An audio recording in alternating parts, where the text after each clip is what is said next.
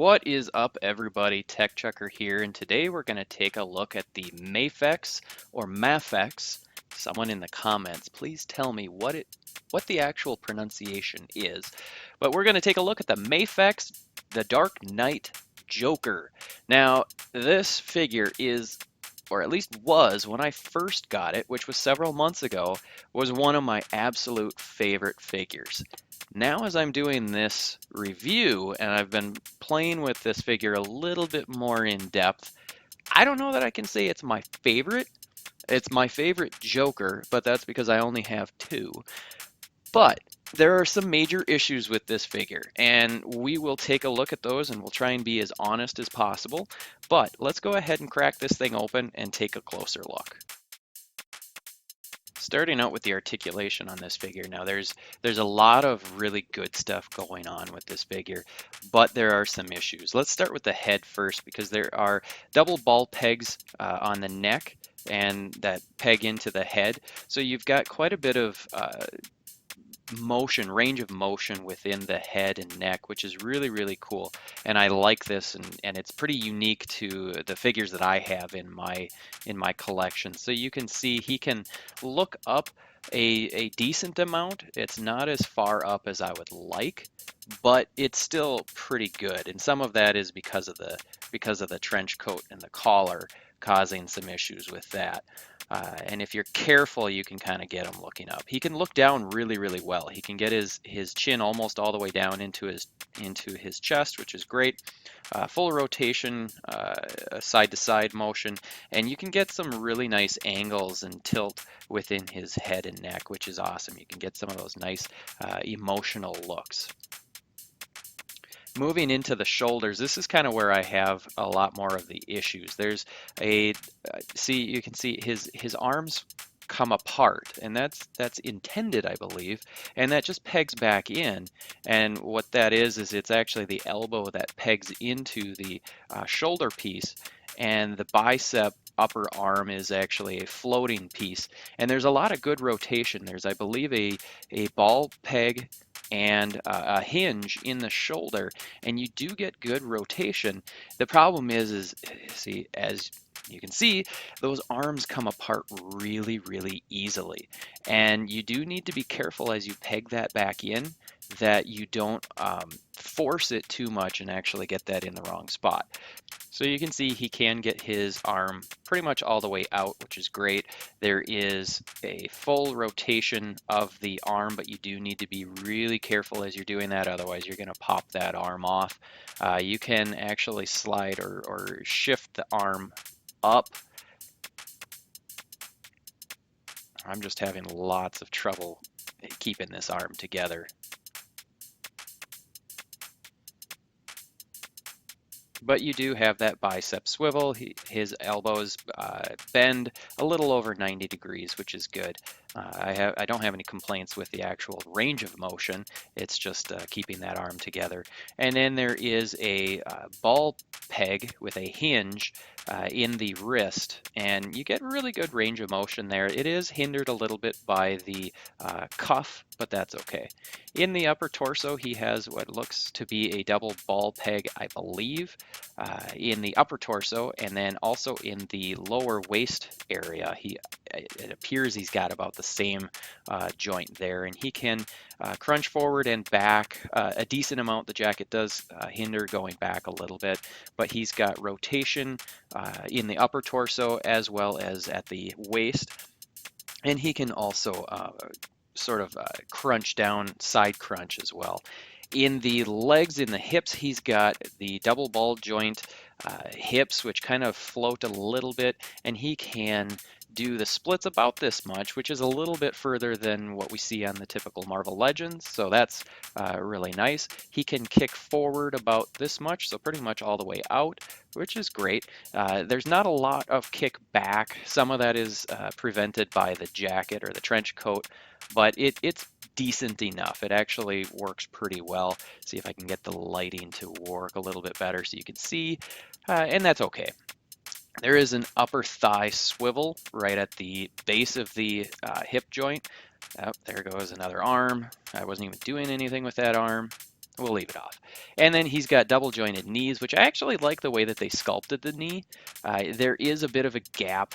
You might be able to see that at the bottom, and if you kind of hold that a little bit, it'll hide that. And then he's got a ball peg with a hinge in the ankle, and he can ankle back and forward, and then he's got an ankle rocker, which works pretty well. The toe hinge works decent. You know, I'm not a big fan of toe hinges usually, but it works well enough.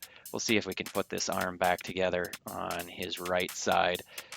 So overall, I'm really happy with the articulation. There's a lot of points of articulation, and they work well. You just need to be careful with it, otherwise it's going to fall apart and not do what you're looking for it to do. The sculpt on this figure, I think, was really, really well done.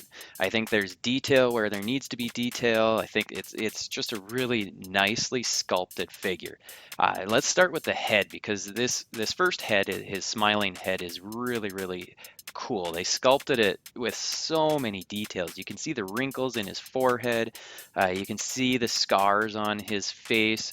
I think the hair, they even sculpted the hair really, really nicely. The neck piece, you can see his Adam's apple. That's pretty cool. You know, there's just some good anatomically correct sculpt work within this figure. I think they did a great job on the head and the neck. The body, the upper torso, and the jacket, they did really nice. There's nice layers here, with the first two layers being kind of a soft rubbery plastic, and then we get into, there goes another arm. We'll put this back together. This is kind of one of the sculpt issues I guess I have an issue with, is just how they sculpted that. So, but back to the jacket and the vest, I think they did a nice job the way that they kind of hid the articulation. I like this chain. It's a real chain, which is cool. The pants, the detail work within the pants, and I mentioned that, you know, the gap in the knee, you can actually hold that down and push the knee down to cover that gap. So that's really nice. The shoes turned out really, really good. There's some really nice detail work within the shoes. The one issue that I do have with the actual sculpt, I talked about the anatomy of the neck and head, but the anatomy of these arms, they look too long, and they also, the cuffs are way too big. And I don't know if they did that to try to accommodate some of the articulation to allow the hand to articulate more. But if you just look at this at a glance, it just feels like those arms are far too long for the actual figure. So in order to make it look right, you kind of have to bend those elbows a little bit to bring that up. And then with the width of the cuff comparative to the elbows and then the upper arm, it just looks a little bit off to me. So those are my criticisms of the sculpt on this figure. Overall, I think it's really, really well done. You can see the detail with the tie and the collar of the, I guess, the undershirt with and then with the other layers within the trench coat. The trench coat is a nice soft rubbery plastic, which is great. It does hinder the leg articulation slightly moving back, but not enough to warrant being upset with, or even, I guess, scoring it lower. So this figure doesn't actually have a huge amount of paint work on it. There's a lot of plastic that's actually cast in specific colors, which is really nice. I'm happy with the color choices that they used. Obviously, the Joker's got to have purple and some green. The face, though, is where the majority of the paint work has been done, and they did a really nice job. This is obviously trying to match up the movie version, the Heath Ledger depiction of the Joker. The white paint that is kind of you know, barely put on right. You know, it wasn't not a lot of attention to detail by the Joker. It was really nicely done. The green hair highlights, they did a really nice job with the paint work on this face. We'll get into in the accessories section what I think of the overall face look. But the paint and then the color scheme throughout this figure, this green, is a really nice tone of green, and there's some really nice details there. I do wish that the buttons would have been painted. There's no paint on those buttons, which could have helped the figure. The pants, are cast in purple, and I think there's a little bit of shading. It's hard to tell. The shoes appear to have a little bit of highlight paint or shadow on it. If I can get this to focus. There we go, but not a lot, but I don't think it really needs it. Somehow the light is making these shoes look like they've got more detail or paint work on them than they probably actually have. The trench coat doesn't have any real paint on it, but it still looks really, really good, the way that they sculpted that and cast it in the purple. So if I had to complain a little bit, it would be nice if the buttons had a little bit of paint. It'd be nice if the laces had a little bit of paint on the shoes. But overall, I'm really happy with the way that the paint turned out on this figure throughout. The Joker comes with quite a few accessories, which is really, really cool, and I love pretty much every single one of these accessories. But let's take a look at this alternate head first. And, on its own, it has just as good of paint, just as good of sculpt as the other head. It looks really cool. It's kind of more of a serious looking face. The one issue that I have is both of the faces, when you look at them together, they don't really look as though it's the same actor. They don't have a good continuity between the two of them. So it kind of, and they don't really look that much like Heath Ledger. I actually think that this serious one looks a little bit more like him. But moving into the other accessories, he comes with this little submachine gun, which is sculpted relatively nicely. I don't really care for this piece of plastic that kind of makes the rectangle and connects the handle to the stock of the gun. It just looks a little bit weird, but it's painted nice enough. He comes with a pistol with a extended clip for more ammo.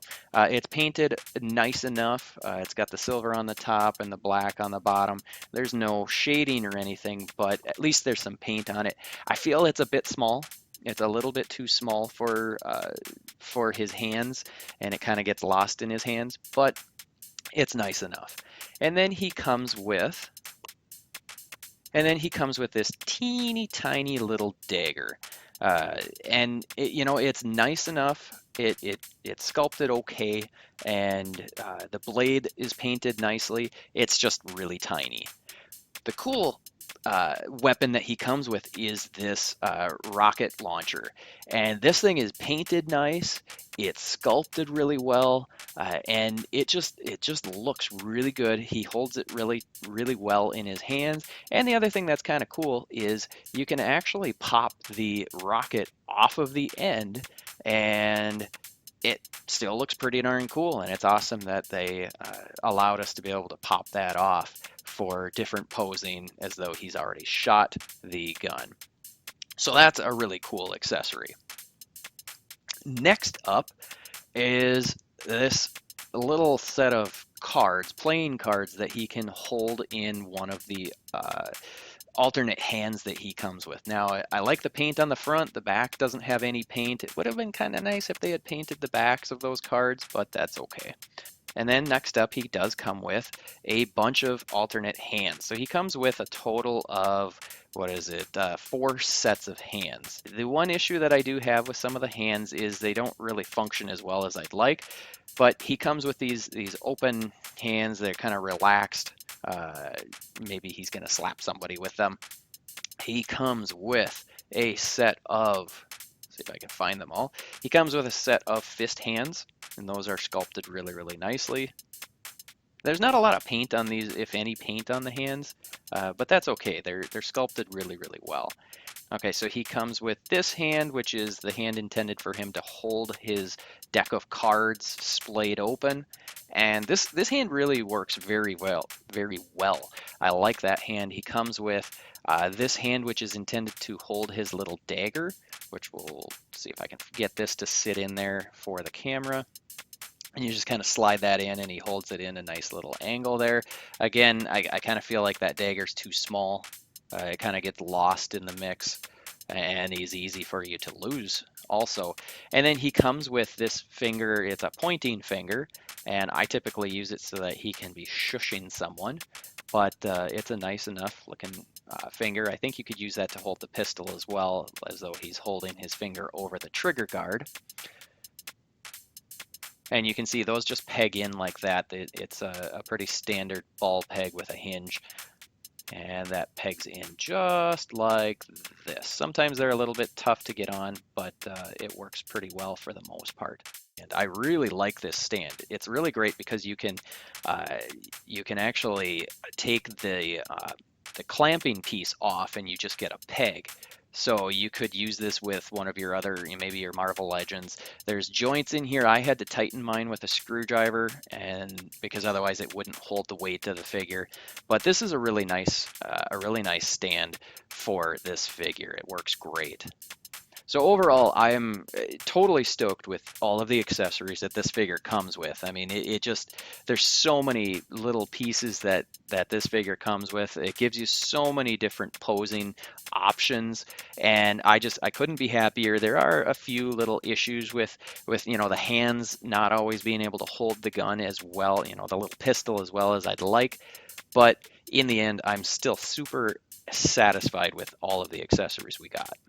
Overall, this is a great figure. I definitely would recommend it to anybody, especially a Joker fan or a Batman fan. The quality of workmanship on this is just, it's so good, especially compared to the Marvel Legends. And I know it's not a fair comparison, but it was really fun to play with. It was really fun to do the stop motion. Yes, there were some issues with the arms falling apart, but I managed to work past that and get a little bit longer of a stop motion project with this in a matter of about an hour. So the sculpt is great. The articulation is pretty darn good. The paint is on point for the most part. So I managed to pick this one up from, I think it was Midtown Comics. They had it on discount for 24 bucks shipped. You're probably not going to find it for that low of an amount anymore, but 30, even 40 bucks. I'd probably pay 40 bucks for this guy, which is about what this figure is probably going for on Amazon. All right, folks, make sure you hit subscribe, like me on Facebook, stay tuned for more, and I will see you later. Tetris Brain Blast.